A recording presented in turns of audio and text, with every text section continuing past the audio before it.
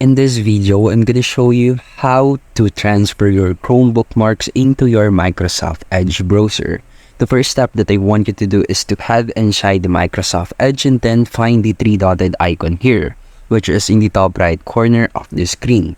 After clicking this, you have to click the Settings tab here. Then here you will see the Import Browser Data in your profile page. Click the Import Browser Data, and you will see the import data from Google Chrome and this icon.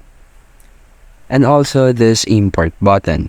Once you click this import button, it will show this interface where you can now import the browsing data from your Google Chrome.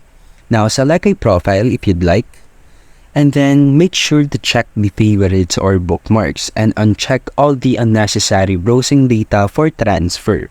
Once you are done, just click the import button and there you have it. It is now done, and that's how you can transfer your Chrome bookmarks into your Microsoft Edge browser. And thank you for listening.